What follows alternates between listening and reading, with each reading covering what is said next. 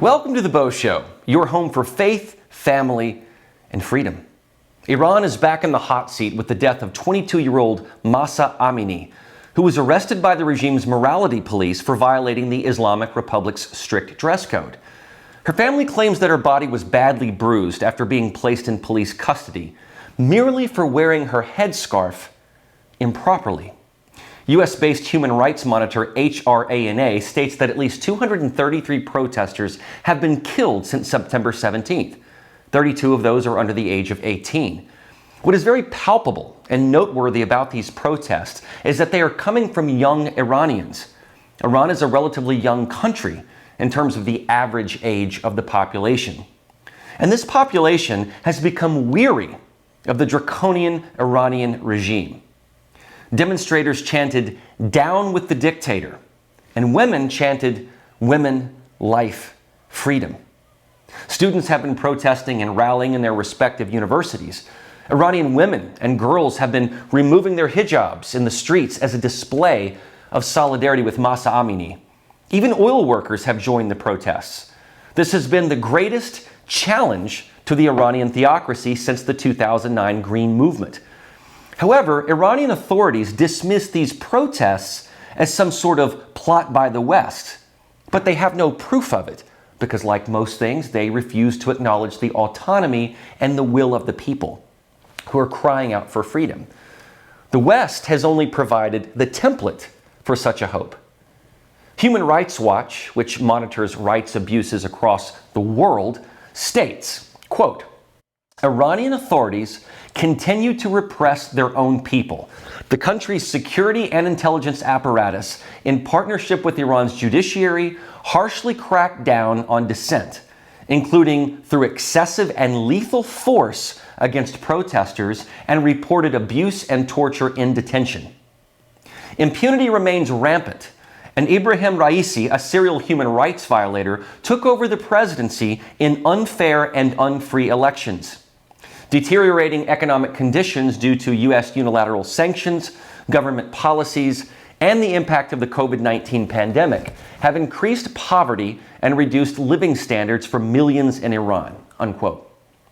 The situation and oppression in Iran have reached a fever pitch, especially with respect to the recent death of Mahsa Amini, where protests have broken out all over Iran and the world. Those who are taking up the fight are Iranian schoolgirls who are burning headscarves and chanting, "Women, life, freedom." But they do so at great risk. 2 16-year-old schoolgirls have died, but Iran's official government story is that they fell from buildings. And families have been told not to contradict the account. Considering that gay people have been thrown from buildings in Iran, this falling from a building explanation seems suspicious and a scapegoat. Iran-based Society to Support Children claims that 28 children have been killed in these protests, and as a result, UNICEF has called for an end to this violence against children. The average age of those detained in the protest is 15 years old. Can you imagine that? In the hometown of Mahsa Amini, watch these schoolgirls as they shout, "Death to the dictator."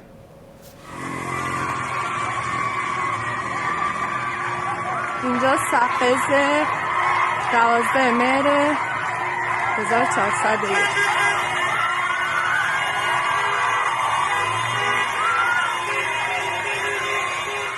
And in this video in Karaj, schoolgirls remove their headscarves and force what looks to be like an official out.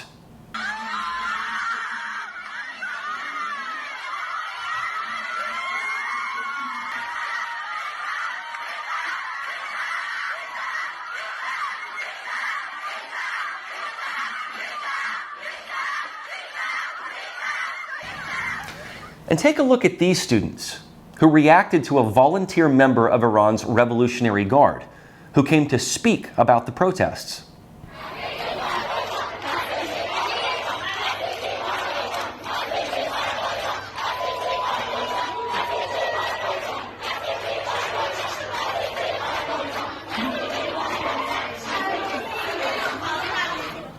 And while these protests are being largely driven by young schoolgirls, boys are also joining in solidarity.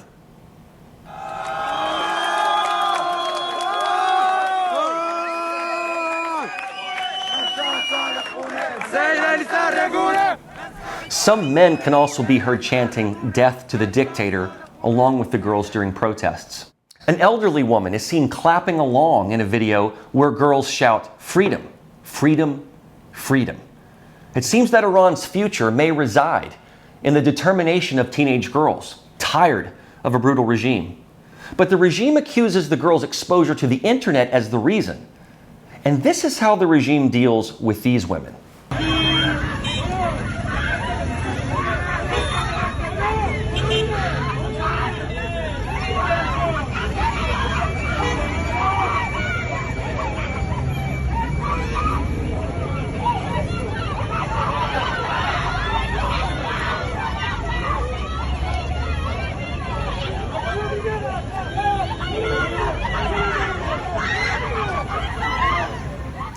They also use motorcycles to chase women off the streets.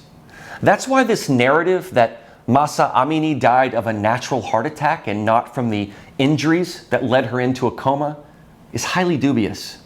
It's also why the sudden death of 16-year-old Nika Shakarami, who officials claim fell off a building, is also dubious. Her death certificate indicates death by multiple fatal blows from a hard object. Was she being chased? Sources close to her family indicate that and told BBC Persian that the family found her body at a detention center 10 days later. And before they could even bury her, authorities had secretly buried her 25 miles from her father's hometown. What a disgrace. Everything about that looks shady and suspicious. Dozens of students were reportedly taken away and beaten after protest at prestigious Sharif University of Technology.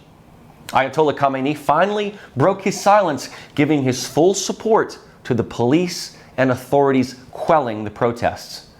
Remember that knowledge is power. And the fact that the regime thinks that the internet is to blame is reason to believe that they don't want their youth having any information about democracy and freedom and rights. But Iran wasn't always like this.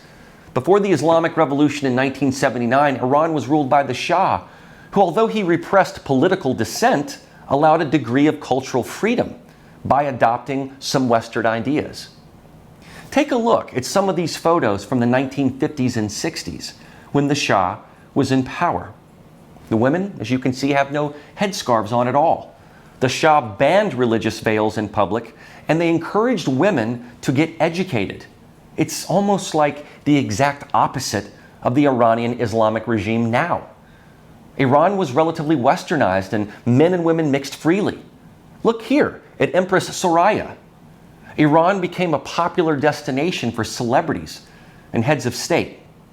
However, what latitude the Shah gave culturally and religiously, he did not politically, and got rid of the multi-party system to concentrate power in his own party. And this led to the Iranian Revolution in 1979, and the Shah had to flee Iran. So while people were freer in some ways, they were less free in others. Now, the Iranian people are culturally, politically, and religiously suppressed. In 1979, because Jimmy Carter gave asylum to the Shah, Islamic militants stormed the U.S. Embassy in Iran and took everyone hostage except for 6 escapees who holed up in the home of the Canadian ambassador. Tony Mendez, a CIA extradition specialist, was brought in to consult on how to extract these 6 Americans. And having been inspired by the film Battle for the Planet of the Apes, he sought consultation with Hollywood producer Lester Siegel to make plans for a fake sci-fi film named Argo, in which Mendez enters Iran as a fake producer, scouting locations for the film, gets the 6 Americans Canadian passports, and pulls off one of the greatest rescues of all time. This is the plot of the Ben Affleck movie Argo, a true story. Maura Namdar, an attorney and former Assistant Secretary of State for Consular Affairs, is an expert on foreign policy regarding Iran. And she believes that failed foreign policy by President Jimmy Carter and the Obama nuclear deal have led to how Iran is currently, and has given the regime a lifeline. She identifies 5 steps that should be taken immediately, which I want to highlight for you. The first, she believes, is strategic sanctions, such as the Trump-era sanctions on the Islamic Revolutionary Guard Corps, which Biden has flirted with removing. and has been slow to do anything. Number 2 is to expel all Iranian diplomats from the U.S. immediately, just as we did with Russian diplomats after they invaded Ukraine. While Iran has no formal embassy in D.C., Pakistan provides them with a special area. Allowing these diplomats to live comfortably in the very country that they hate so much is inexcusable. So Namdar believes these diplomats should be forced to return to Iran. Number 3, the United States must cease negotiations with the Iranian regime on reviving the JCPOA, which is the Obama-era nuclear deal. You know, the one where he gave Iran millions in cash in exchange for some folks. Namdar makes the point that Russia is spearheading the negotiations in Vienna, and that Russia, China, and Iran are all working in tandem against the United States' interest. Do we really think that Russia, China, and Iran want America to succeed? They are 3 of the leading antagonists to America. So any bartering with them just buys them more time. Iran's stated mantra is death to America. We gave them cash and reduced sanctions. And what did we get out of the deal? See, if the deal worked, we wouldn't be in the predicament that we're in now.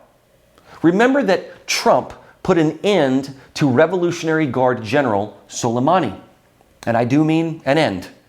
That was swift, decisive, and had no response or repercussion because Iran could not mess with Trump. Biden, meanwhile, has tried to revive Obama foreign policy. In 2015, Congress passed a law wherein any new deal with Iran must have congressional approval. But Biden does not seem to be abiding by that. Number 4, the United States should step up at the United Nations and call Iran's actions what they are: genocide. Under the definition of the UN Genocide Convention, genocide is, quote, a crime committed with the intent to destroy a national, ethnic, racial, or religious group in whole or in part, unquote. The Iranian regime has been systematically killing people who are politically, religiously, and ideologically opposed to its rule. Although the Iranian constitution has provisions in it like freedom of the press, assembly, and religion, the regime's actions are diametrically opposed. Jews, Christians, and those who practice the Baha'i faith are suppressed or killed. And this also struck me. Women cannot sing in public without permission. This reminds me of recently when China had those drones during lockdown telling the people of Shanghai not to sing.